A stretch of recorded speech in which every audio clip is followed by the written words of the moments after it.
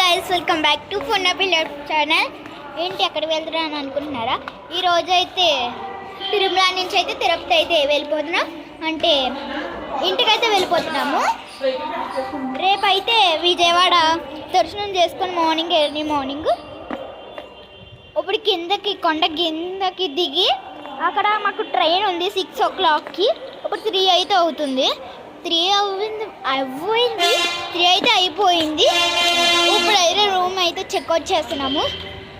లగేజ్లు అన్నీ బయటికి అయితే తెచ్చు. మేము ఉండేది 2 days. ఇది వచ్చేసి ఫ్యాన్. ఇక్కడ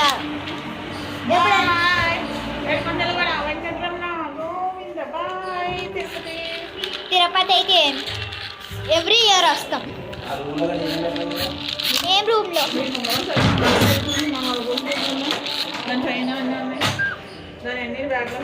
ఇప్పుడైతే రూమ్ అయితే చెక్అవుట్ చేసినాము. ఫాస్ట్గా వెళ్ళిపోవాలి. 6 o'clock ట్రైన్ అయితే. ఇక్కడ నుంచి ఇప్పుడు 3:30 ఎంతో అయింది. 3:30 అయింది మాట.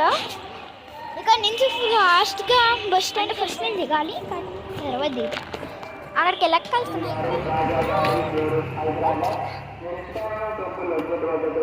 కష్టపడి పోసాను ప్లీజ్ ఫ్రెండ్స్. ఒక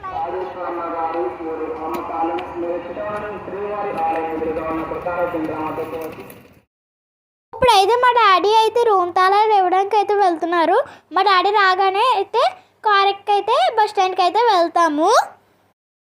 ఇక్కడైతే వ్యూ అయితే సూపర్ ఉంది. నేను మా మమ్మీ అయితే ఫొటోస్ అయితే తీసుకుంటున్నాము. ఇప్పుడైతే బస్ స్టాండ్కి కూడా వచ్చేసాము. బస్ కూడా ఎక్కేసాము. ఎప్పుడైతే బస్ అయితే కదులుతుందా అని వెయిట్ చేస్తున్నాము. త్వరగా అయితే కిందకైతే వెళ్ళిపోతాం. ఇప్పుడైతే మా ఫ్యామిలీ అందరం కలిపి అయితే బస్ అయితే ఎక్కేసాము. బస్ అయితే కదలడానికి అయితే రెడీగా ఉంది. ఇప్పుడైతే తిరుమల కొండ మీద నుంచి అయితే బస్ అయితే కదిలిపోయింది.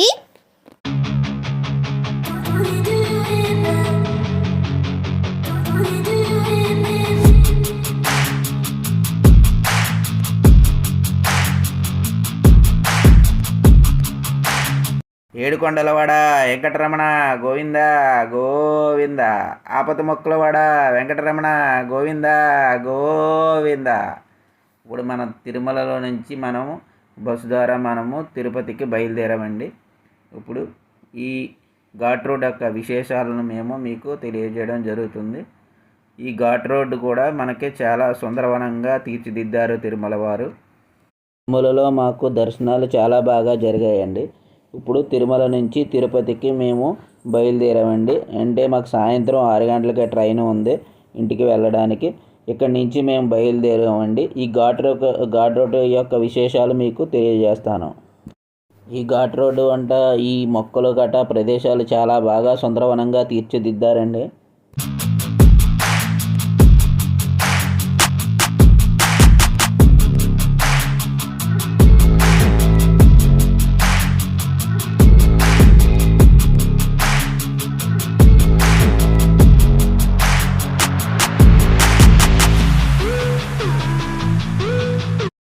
తిరుమలలో ఈ సుందరమైన ప్రదేశాలు చూడడానికి 2 కళ్ళు సరిపోవన్నమాట.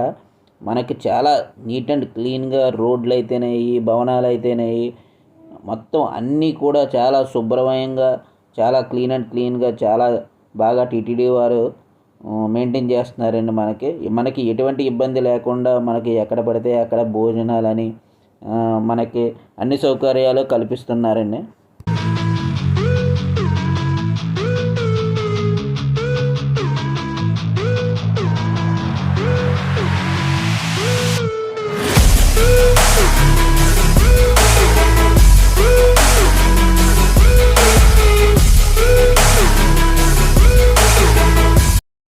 తిరుమలలో మాకు భోజనానికి వెళ్ళినప్పుడు కూడా చాలా నీట్ అండ్ క్లీన్గా కూడా భోజనాలు మాకు పెట్టారండి. చాలా బాగున్నాయండి భోజనాలు కూడా. మనకి దేవుని ప్రసాదాలు కూడా చాలా నీట్ అండ్ క్లీన్గా మెయింటైన్ చేస్తున్నారు. అక్కడ పరిసరాలు కూడా చాలా శుభ్రంగా కూడా మెయింటైన్ చేస్తున్నారు. మనకి ఎటువంటి ఇబ్బంది లేకుండా మనకి అన్ని సౌకర్యాలు టీటీడీ వారు కల్పిస్తున్నారు.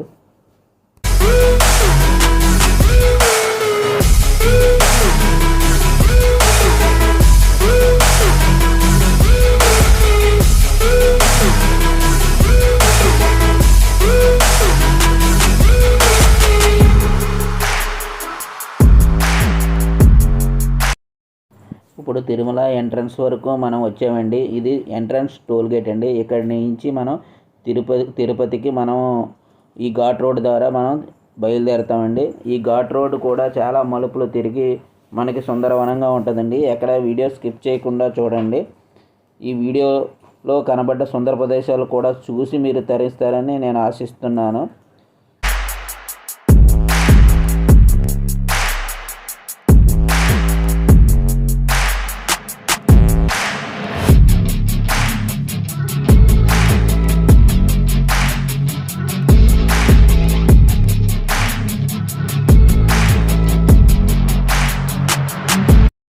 ఈ తిరుమల ఘాట్ రోడ్ కోసం మనం చరిత్ర తెలుసుకుందాము.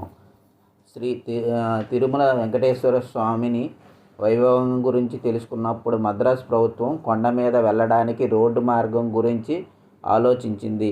1935 కాలంలో మెల్లమెల్లగా తిరుమలకి వచ్చే భక్తులు మెల్లగా పెరగడం, కానీ తిరుమలకి చేరుకోవడం అంటే 7 కొండలు దాటి వెళితే ఆ శ్రీనివాసుని దర్శన భాగ్యం కలుగుతుంది. ప్రజల విన్నపాలు పరిశీలించిన అప్పటి మద్రాసు ప్రభుత్వం సూచనల మేరకు బ్రిటిష్ సర్వే బృందాలు సర్వే చేసి కొండ మీదకు రోడ్డు ప్రతిపాదన చేశారు. కానీ అసలు కొండ మీదకు రోడ్డు మార్గం సాధ్యమేనా అని ప్రజలు అనుమానించారు. ప్రముఖ ఇంజనీర్ మోక్షగుండం విశ్వేశ్వరయ్య గారి పర్యవేక్షణలో 1943 సంవత్సరంలో ఘాట్ రోడ్ పనులు మొదలుపెట్టి 1944 ఏప్రిల్ మాసంలో పూర్తి చేశారు. ఈ ఘాట్ రోడ్డు అప్పుడు మద్రాస్ గవర్నర్ ఆర్థర్ హోప్ అదే నెల ఏప్రిల్ 10న ప్రారంభించారు.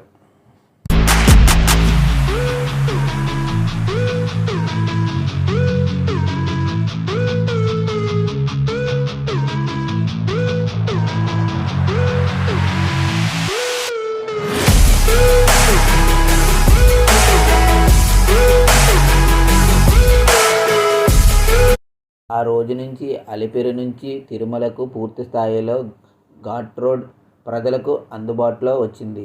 మోక్షగుండం విశ్వేశ్వరయ్య ప్రణాళికతో అలిపిరి నుంచి 36 వంపులు తిరుగుతూ ప్రమాదకరమైన మలుపులతో 19 కిలోమీటర్ల దూరం రోడ్డు వేశారు. అప్పట్లో ఘాట్ రోడ్ 1 సంవత్సర కాలంలోనే వేయడం గొప్ప విశేషం.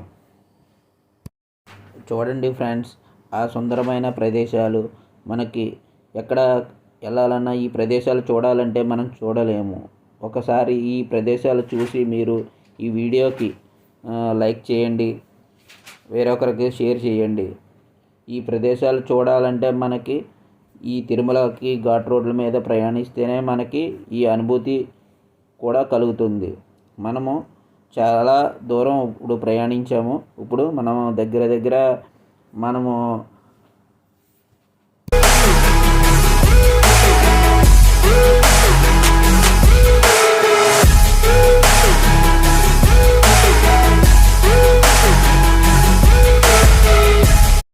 ఇప్పుడైతే మనము మోకాళ్ళ పర్వతం వరకు వచ్చామండి. ఇప్పుడు ఈ రోడ్డు కాలినడకన వచ్చే భక్తులు కూడా ఈ రోడ్డు మార్గం ద్వారా సగం దూరం అనేది ప్రయాణించడం జరుగుతుంది. మనకి సైడు ఈ రేకుల షెడ్లో ఉంది కదండి, జనాలు నడుస్తున్నారు కదా, ఇదే కాలినడకన వచ్చే భక్తులకి మార్గము. చాలామంది భక్తులు కాలినడక నుంచి తిరుపతికి చేరుకుంటారు. నెమ్మదిగా భక్తులు పెరగడంతో బస్సుల సంఖ్య కూడా పెంచుకుంటూ పోవడంతో భక్తులు తిరుమలకి చేరుకోవడం సులువు అవడంతో భక్తులు వెంకటేశ్వరుని దర్శనానికి వెలువెత్తసాగారు. ముఖ్యంగా భక్తులు అవసరార్థం 1955-56లో శ్రీనివాస బస్టాండ్ని రైల్వే స్టేషన్ సమీపాన నిర్మించారు. భక్తుల సంఖ్య రోజురోజుకి విపరీతంగా పెరగడంతో ఒక ఘాట్ రోడ్ మీద తిరుమలకి వెళ్ళేవారు తిరుపతికి వచ్చేవారికి ఇబ్బందిగా మారడంతో రెండో ఘాట్ రోడ్ను గురించి ఆలోచించడం జరిగింది. మొదట్లో ఎద్దుల బండి, గుర్రపళ్ళు మీద ప్రజలు తిరుమలకి చేరుకునేవారు. తరువాత ప్రభుత్వం సందర్శకుల కోసం తిరుపతి నుండి తిరుమలకు 2 బస్సులు ప్రారంభించింది. తిరుమల నుంచి రాత్రి 7 దాటితే బస్సులు ఉండేవి కావు.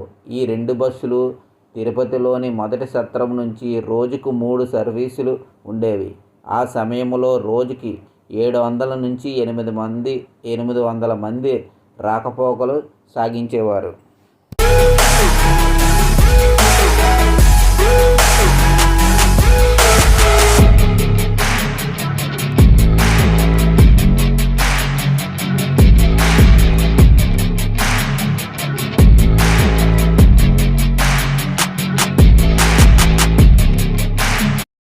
చాలామంది భక్తులు ఈ రోడ్డు మార్గం ద్వారా మనకి తిరుమలకి చేరుకుంటారండి. ఈ షెడ్లు కూడా మనకి ఎండాకాలం కూడా మనకి చల్లదనాన్ని ఇస్తుంది. ఈ సుందరమైన ప్రదేశాల్లో కాలినడకన వచ్చే భక్తులు కూడా చాలా ఇబ్బందులు ఏమి పడకుండా వాళ్ళని తిరుమలకి చేరుకుంటారు. దారి పొడుగునా కూడా సౌకర్యాలు చాలా టీటీడీ వారు కల్పించారండి. మనకి ఎటువంటి ఇబ్బంది ఏమీ లేదు. కాలినడక నుంచి వచ్చేవారు గ్రూపులుగా తిరుమలకి చేరుకోవడం చాలా మంచిది. మనకి టీటీడీ వారు కూడా మనకి చాలా విన్నపాలు చేస్తున్నారు. ఈ కాలినడక వచ్చే భక్తులు చాలా గుంపులుగా వెళ్ళాలని, అందరూ కలిసికట్టుగా ఉండాలని కూడా మనకి స్టార్టింగ్ పాయింట్లోనే మనకి వివరిస్తారండి. ఈ తిరుమల ఘాట్ రోడ్లు కూడా చాలా జాగ్రత్తగా ప్రయాణించడం మంచిది. అంటే బస్సులు రాకపోకలు జరుగుతూ ఉంటాయి కాబట్టి మనం కాలినడక నుంచి వచ్చే భక్తులు వాటిని కూడా జాగ్రత్తగా చూసుకొని మనం ప్రయాణాన్ని కొనసాగించాలండి.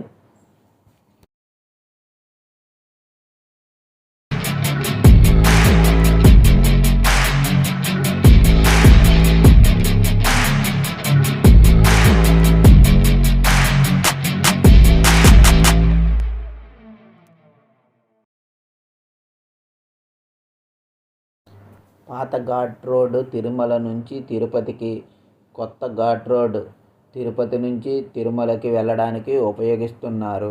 1973లో రెండవ ఘాట్ రోడ్ పనులు ప్రారంభించారు. మొదటి ఘాట్ రోడ్లో కొండ చర్యలు కూలే అవకాశం తక్కువ. 16 కిలోమీటర్ల నిడివి గల రోడ్డు రెండవ ఘాట్ రోడ్లో మాత్రం 7 కిలోమీటర్ల నుంచి 16 కిలోమీటర్ల వరకు రాళ్లు కూలే పరిస్థితులు రోజురోజుకి పెరుగుతున్నాయి. భవిష్యత్తులో భారీ కొండ చర్యలు విరిగిపడే ప్రమాదం ఉందని నిపుణులు హెచ్చరిస్తున్నారు. దీంతో ప్రత్యామ్నాయ మార్గాల కోసం టీటీడీ పూనుకుంది.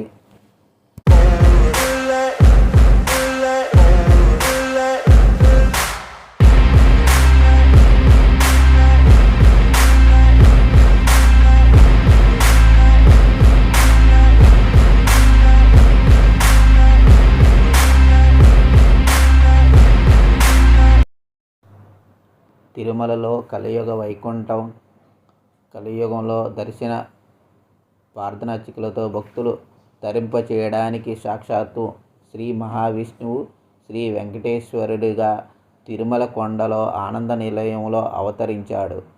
తిరుమల ఆలయాన్ని ఆనంద నిలయాన్ని తొండమాన్ చక్రవర్తి నిర్మించాడని ప్రతీతి. తొండమాన్ చక్రవర్తి ఆకాశరాజు సోదరుడు. దక్షిణ భారతదేశాన్ని పరిపాలించిన ప్రముఖ రాజులందరూ శ్రీ వెంకటేశ్వరుని దాసులే. వీరందరూ శ్రీవారిని దర్శించి తరించారు. 9వ శతాబ్దంలో చెందిన పల్లవులు, 10వ శతాబ్దానికి చెందిన చోళులు, పాండ్యరాజులు, 14వ దశాబ్దానికి చెందిన విజయరాజులు శ్రీవారిని విలువైన కానుకలు సమర్పించి శిలాశాసనాలు చెప్తున్నాయి. విజయనగర రాజుల కాలంలో దేవాలయం ప్రాముఖ్యత పెరిగింది. ఆలయ విస్తరణ జరిగింది. సతీ సమేతుడైన శ్రీకృష్ణదేవరాయలు విగ్రహాలు ఆలయం ప్రాంగణంలోనే ఉన్నాయి.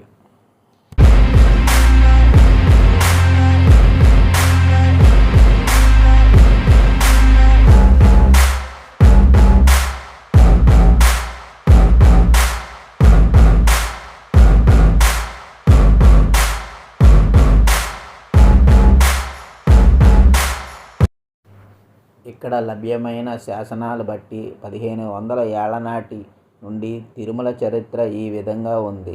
పల్లవ రాజు సామై ఈ మహారాణి కాలంలో ఆనంద నిలయం కాగబడింది. శ్రీవారి అనేక ఆభరణాలు సమర్పిస్తూ ఉత్సవాలు నిర్వహిస్తూ పరమ భక్త శిరోమణిగా తిరుమల చరిత్రలో శాశ్వతంగా నిలిచింది తప్ప వేరే నిర్మాణాలు ఏవి ఉండేవి కావు. అర్చకులు సైతం కొండ మీద ఉన్న కొత్తూరులోనే ఉండేవాళ్ళు.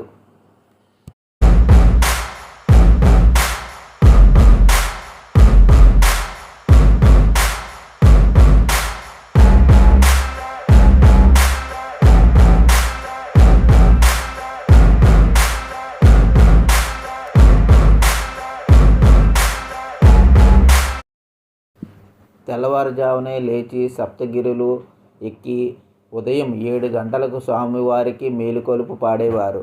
అడవి జంతువులు, దొంగల భయంతో యాత్రికులు గుంపులుగా డప్పులు వాయిస్తూ గోవింద స్మరణలు చేస్తూ కొండ మీదకి ఎక్కేవారు. రాళ్ళు రప్పలు నిండిన దారిలో కొంతసేపు వెళుతూ మధ్యలో వంటవార్పు కోసం ఆగుతూ మొత్తానికి పైకి చేరుకునేసరికి దాదాపు 2 రోజుల సమయం పట్టేదట. వారి మధ్యలో ఆగేందుకు 3 చోట్ల దిగుడు బావులు, విశ్రాంతి మండపాలు ఉండేవి.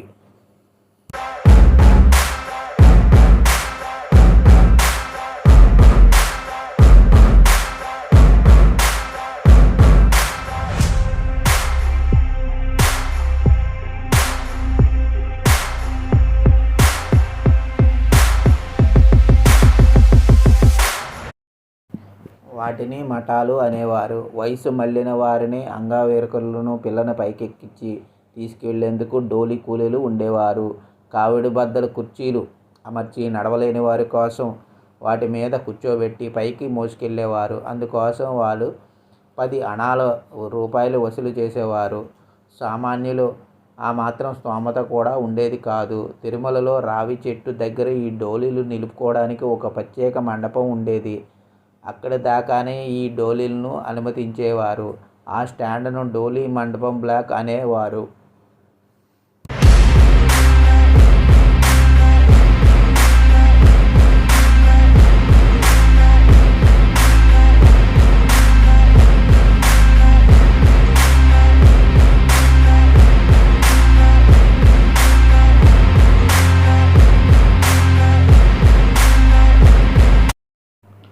అక్కడి నుంచి సన్నిధి వీధి మీదుగా గుడికి చేరుకుని నేరుగా మహాద్వారం గుండా లోపలికి ప్రవేశించి భక్తులు స్వామివారిని దర్శనం చేసుకునేవారు. 1970లో ప్రభుత్వ యాత్రికులకు కొండ మీదకు మెట్టు మార్గం నిర్మించింది. 1933లో ఏర్పడిన టీటీడీ బోర్డు 26,000 ఖర్చుతో ఆ మెట్టు మార్గాన్ని అభివృద్ధి చేసింది. 5 ఏళ్ల నాటి దేవస్థాన రికార్డుల ప్రకారం అప్పట్లో పొద్దున్న 7:30కు సుప్రభాత సేవ, రాత్రి 10:30కు ఏకాంత సేవ జరిగేది. ఇప్పుడు రాత్రి 2:30కు ఆలయం మూసివేసి సరిగా అరగంటలోనే మళ్ళీ సుప్రభాతంతో మేలుకొలుపులు మొదలవుతున్నాయి.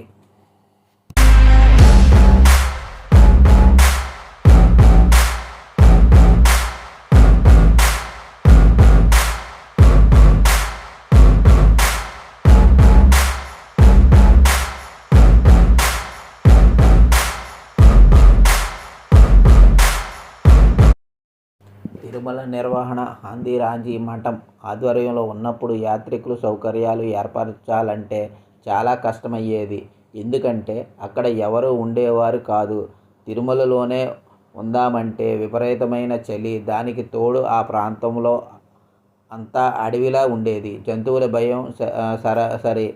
కొండ మీద ఒక ఊరు తయారైతే ఈ ఇబ్బందులన్నీ అధిగమించవచ్చనే ఆలోచనతో 1910-20 కాలం నాటి అప్పుడు జన నివాసాలు ఏర్పరిచేందుకు ప్రయత్నించారు. వారికి ఆవాసం కల్పించేందుకు హాందీరాంజీ మఠం భూములను లీజుకి ఇచ్చింది. నెమ్మదిగా ఆలయం చుట్టూ 4 వీధులతో ఒక ఊరు తయారైంది.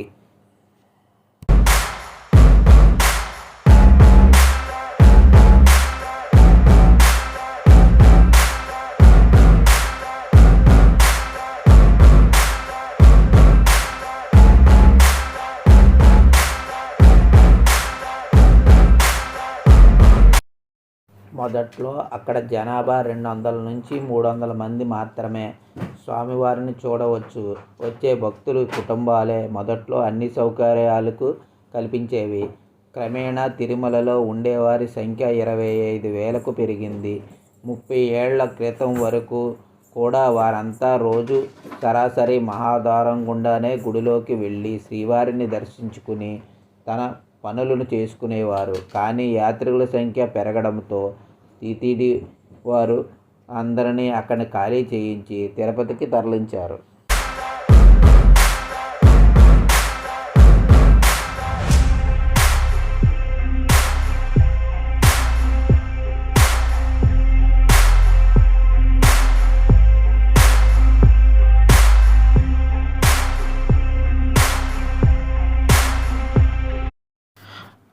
ఇప్పుడైతే మేము చాలా దూరం అయితే ప్రయాణం చేశామండి. ఇప్పుడు ఈ తిరుమల ఘాట్ రోడ్లు కూడా మలుపులు తిరుగుతూ బస్సు జర్నీ అనేది కొనసాగుతుంది. ఇక్కడ వన్యప్రాణులు ఎక్కువగా ఉంటాయి. బళ్ళ మీద వచ్చేవాళ్ళు చాలా జాగ్రత్తగా రావాల్సి ఉంటుంది. అంటే ఇక్కడ బళ్ళు కూడా స్లోగా ప్రయాణించవలసి ఉంటుంది. ఎందుకంటే అవి రోడ్డుకి ఇరువైపులా కూడా వచ్చిన దానికి ప్రమాదం జరుగుతుంది. కాబట్టి మనం చాలా స్లోగా వెళ్ళవలసి ఉంటుంది. చూడండి ఫ్రెండ్స్, తిరుమల నుంచి వచ్చినప్పుడు ఆ ఘాట్ రోడ్డులోంచి తిరుపతి ఎంత ఊరంతా ఎంత నీట్గా కనబడుతుందో చూడండి. చాలా ఎత్తులో కూడా మనం ప్రయాణిస్తుంటాం. మనం ఆ ఎత్తుల నుంచి ఈ మలుపుల ద్వారా మనం కిందకి దిగవలసి ఉంటుంది.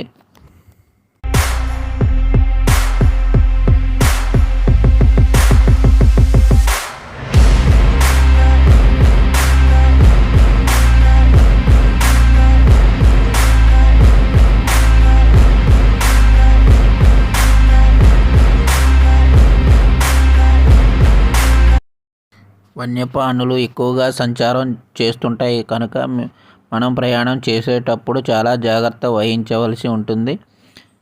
రోడ్డు ఇరువైపులా కూడా మనం నెమ్మదిగా వెళ్ళవలసి ఉంటుంది. ఎందుకంటే అవి రోడ్డు మీద సంచరించినప్పుడు దానికి ప్రమాదాలు జరుగుతాయి కనుక మనం చాలా స్లోగా వెళ్ళవలసి ఉంటుంది. అలాగని మనం ఎక్కడ పడితే అక్కడ మనం వ్యూ బాగుందని ఫోటోలు గట్రా తీసుకునేటప్పుడు చాలా అప్రమత్తంగా ఉండాలి. ఏదంటే వన్యప్రాణులు ఉంటాయి కాబట్టి మనకి పులులు కానీ సింహాలు కానీ మన మీద అటాక్ చేయవచ్చు. కనుక మనకి ఈ ఘాట్ రోడ్లో ప్రయాణించేటప్పుడు ఆల్మోస్ట్ మనం ఎంత త్వరగా దిగిపోతే అంత మంచిదండి మనకి. అంటే ఇక్కడ వన్యప్రాణులు కూడా ఉంటాయని బోర్డులు కూడా మనకి పెడుతూ ఉంటారు.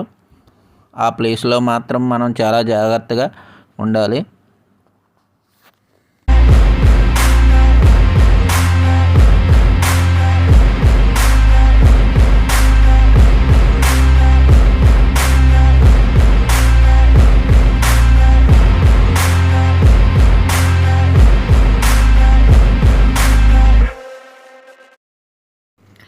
ఈ బస్సు మలుపులు తిరిగేటప్పుడు కూడా ఒకదానికి ముందు ఒకటి వెళుతున్నప్పుడు చాలా డిస్టెన్స్ మెయింటైన్ చేస్తూ దిగుతూ వెళ్ళాలి. ఎందుకంటే దగ్గరగా వెళ్ళినచో మనకి ప్రమాదాలు జరుగును కనుక వెహికల్కి కూడా కొద్దిగా దూరం పాటించడం మంచిది.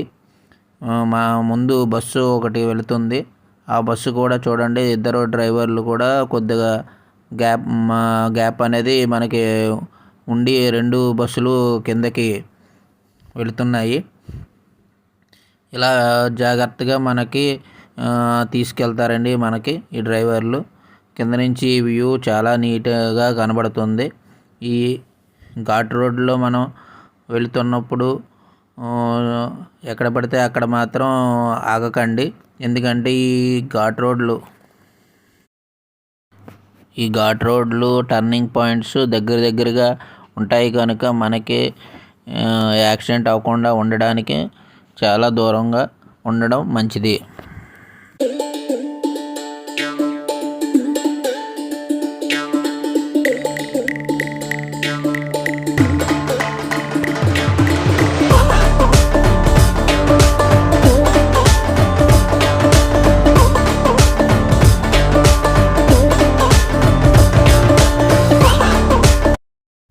ఇప్పుడు మనం కపిలతీర్థంకి వాటర్ గట్రా వస్తూ ఉంటుంది కదండి. మనం అక్కడ దగ్గరలోనే మనము ఉన్నాము. ఈ కొండ దాటిన తర్వాత మనకి కొండమించి మనకి నీరు ప్రవాహము ఈ వంతెన ద్వారా వచ్చి మనకి ఆ గుడిలోకి ప్రవేశిస్తుంది. ఇది వర్షాకాలం టైంలో చాలా నీట్గా చాలా బాగుంటుంది. చాలామంది ఇక్కడికి వచ్చి ఈ వ్యూని సందర్శిస్తూ ఉంటారు. ఈ కొండమించి ఆ నీరు పడుతూ ఉంటే చాలా సుందరవనంగా కూడా కనబడుతూ ఉంటుంది.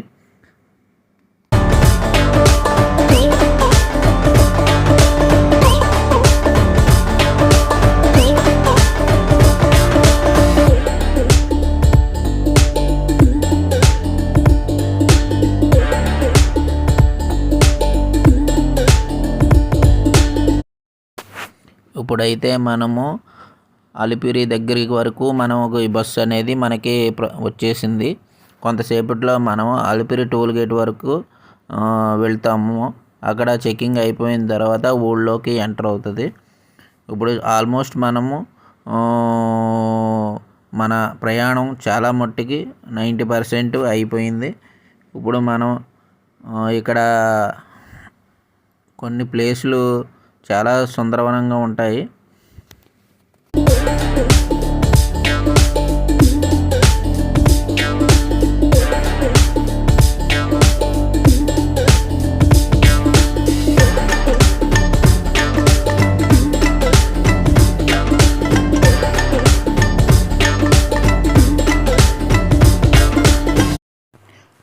ఏడుకొండలవాడ వెంకటరమణ గోవింద గోవింద, ఆపద మొక్కలవాడ ఏడుకొండలవాడ వెంకటరమణ గోవింద గోవింద.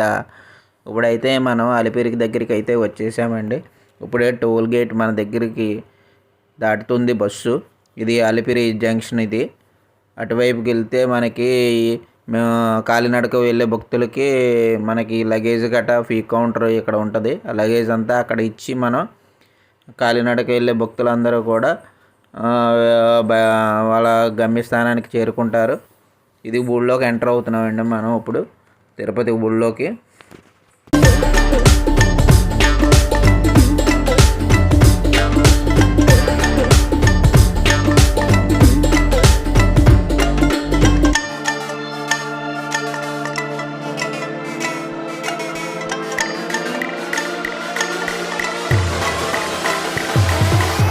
ఇక్కడ బస్ స్టాండ్ ఉంటుంది కదండి, బస్ స్టాండ్ దగ్గర ఆపి అక్కడ కొంతమంది దిగారు. అక్కడ బస్ స్టాండ్లోకి వెళ్ళి వేరే ఊళ్ళకి వెళ్ళడానికి కూడా ఇక్కడ నుంచి బస్సులు ఉంటాయి కాబట్టి అక్కడికి వెళ్ళి వాళ్ళు ఎక్కుతారు. అక్కడ నుంచి బస్సు బయలుదేరింది.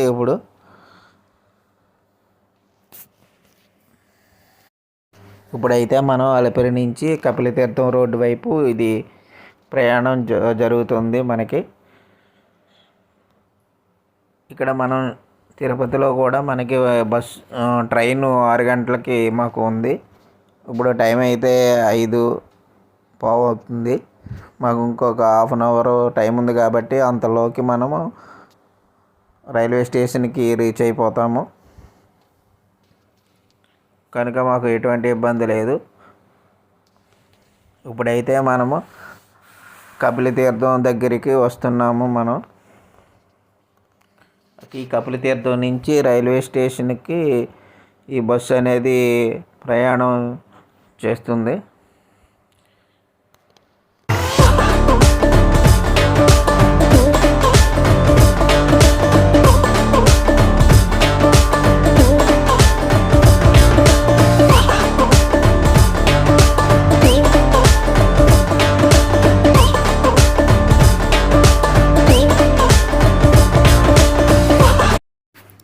మా ప్రయాణం చాలా సాఫీగా జరిగింది. ఇప్పుడు మనకి తిరుపతిలోని కపిలతీర్థం రింగ్ రోడ్ సెంటర్కి అయితే మనం వచ్చాము.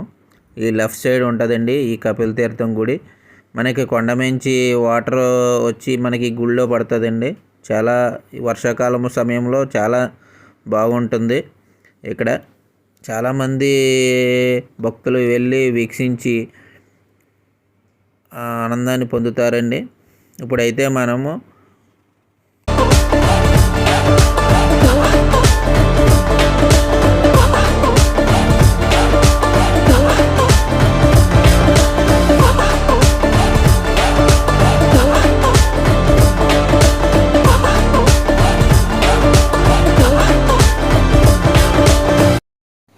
ఇప్పుడైతే మనము తిరుమలలోని రామసేతు బ్రిడ్జి వరకు వచ్చామండి. మనం ఇప్పుడైతే మనకి బ్రిడ్జి మీదకి బస్సు ప్రయాణం చేస్తుంది.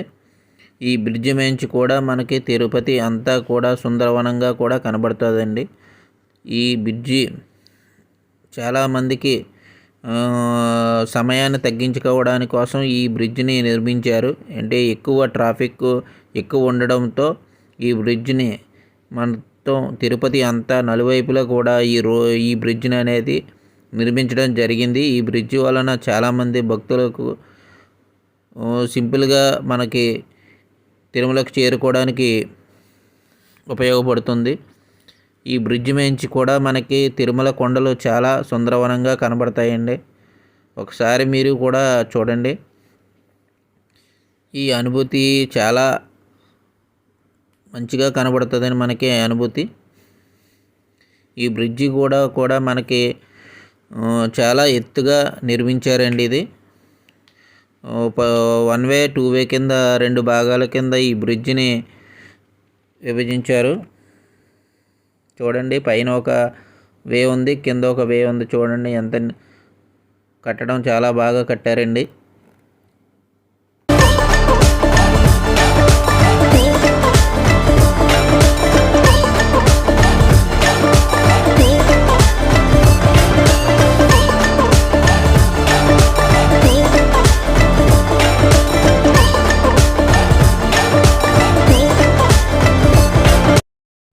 ఈ బ్రిడ్జి కూడా చూడండి, స్ట్రీట్ లైట్లు రామసేతు ఆకారంలో ఉన్న బొమ్మతోటి నిర్మించారు.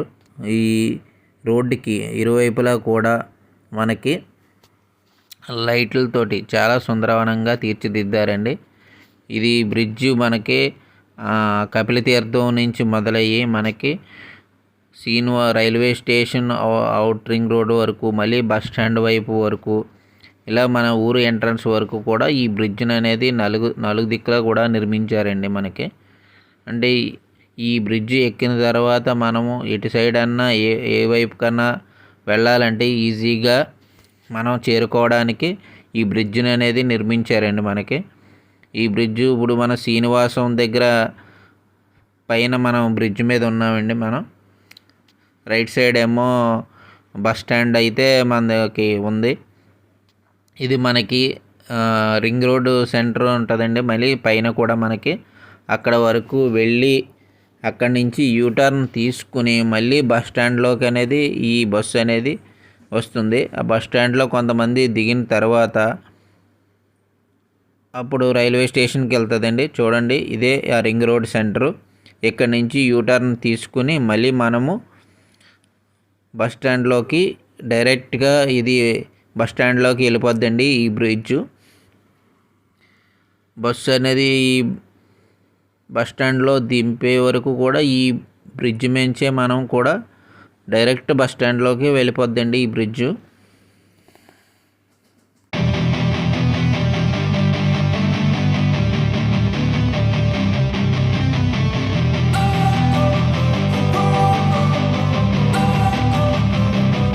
Don't wanna sleep in, cause I got something to prove. I gotta take what I hate and finally make a move. I think of you and ఇప్పుడైతే మనం బస్ స్టాండ్లోకి అయితే ప్రవేశిస్తున్నామండి. మనకి ఇక్కడ బస్ స్టాండ్లో కొంతమంది ప్రయాణికులు భక్తులు కూడా దిగి ఉండేవాళ్ళు ఉంటే ఇక్కడ దిగిపోతారండి. మళ్ళీ ఇక్కడి నుంచి మనము రైల్వే స్టేషన్కి అయితే ఇది వెళ్తుంది. ఈ బస్ స్టాండ్లో చాలామంది ప్రయాణికులు భక్తులు కూడా దిగారండి. ఇప్పుడైతే మనము ఇక్కడి నుంచి మనకి విష్ణు నివాసం దగ్గర బస్ స్టాండ్ ఉంటుంది. ఈ బస్ స్టాండ్లోకి ఈ బస్సులు అనేవి అక్కడ దగ్గరగా ఆపుతారు. అక్కడ వరకు మాత్రం మనం వెళ్ళవలసి ఉంటుంది. అక్కడి నుంచి మనకి రైల్వే స్టేషన్ పక్కనే కాబట్టి మనం నడుచుకుంటూ రైల్వే స్టేషన్లోకి వెళ్ళిపోవచ్చండి. మనం ఇప్పుడైతే బస్ స్టాండ్లోంచి బయటికి ఎంటర్ అవుతున్నామండి. మనం ఇక్కడి నుంచి మనం లెఫ్ట్ టర్న్ తీసుకుని రింగ్ రోడ్లో యూటర్న్ తీసుకుని మనకి ఈ రైల్వే స్టేషన్కి అయితే ఈ బస్సు అయితే ప్రయాణం చేస్తుంది. all the shit you don't do, well I'ma make hella sure that I don't become you. I have no regrets, yeah, I'll tie up my chest. I'll never forget what it's